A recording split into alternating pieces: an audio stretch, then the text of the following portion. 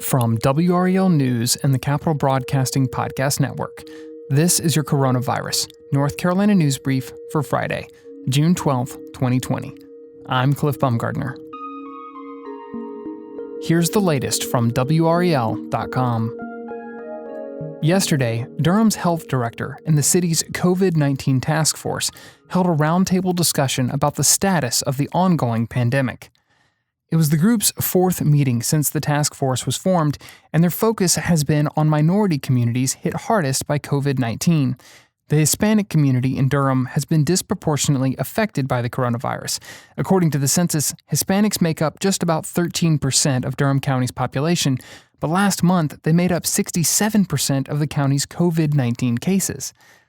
The task force has created health alerts in Spanish to ensure everyone is getting the message on the dangers of COVID-19. They've also reached out to faith-based leaders in attempts to get the message out to various congregations and worked with nonprofit groups to provide face masks to thousands of residents in Durham. Durham County Public Health Director Rodney Jenkins said the city needs everyone's help in the battle against COVID-19, particularly in how they respond to contact tracers, the people tasked with tracking the spread of the disease in the community. Jenkins said, quote, "Our ability to respond to COVID is only as good as how many people we are able to get to answer their phones and provide us with timely and accurate information," end quote. Coronavirus cases are increasing steadily all over North Carolina, as are the number of people hospitalized with the virus. At the time of recording, there have been more than 40,000 confirmed cases in North Carolina, and at least 1,149 people have died. Yesterday, Governor Roy Cooper announced his coronavirus test had come back negative. Cooper received the test after meeting with protesters in Raleigh. The state is asking anyone involved in a protest or any other mass gathering to seek testing as soon as possible to help limit the spread of the virus.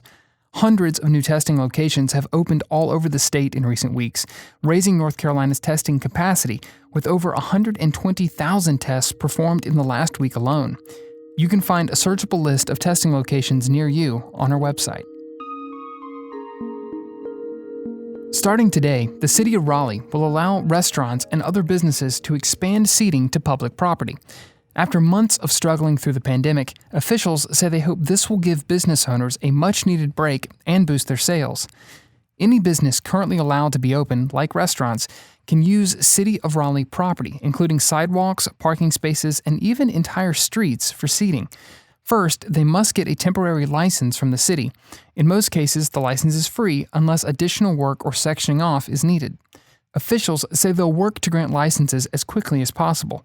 They know the recovery will not come quick, so the changes will last through all phases of North Carolina's reopening, plus a 30-day grace period once the phased plan ends.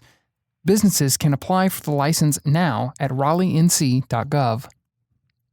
From WREL TechWire, while unemployment has soared past 1 million in North Carolina and a recession due to the COVID-19 pandemic continues, the economic outlook for the Triangle is still pretty strong, according to two new reports.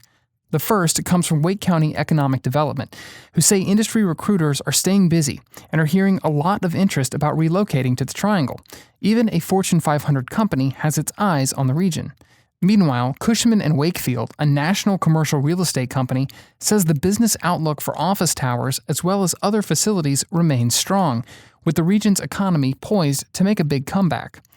Economists say there's several reasons why the Triangle is better prepared than larger metro areas for the changes that might come in a post-virus world, including a lower cost of living and a less population-dense environment. While the Triangle has grown rapidly in recent years, it's still relatively spread out, which slows transmission of the virus. The reports add to several recent job announcements for the Triangle, ranging from biotech to telecommunications, and other deals are still in the works for the near future. And lastly, a correction. In our story yesterday about how COVID-19 is affecting nursing homes, we incorrectly stated that 60% of those who've died from the illness are nursing home residents. Further data shows a more accurate number is 56% as of the time of recording. This has been your Coronavirus North Carolina News Brief for Friday, June 12, 2020. As always, if you like the information and resources you get from this show, let us know.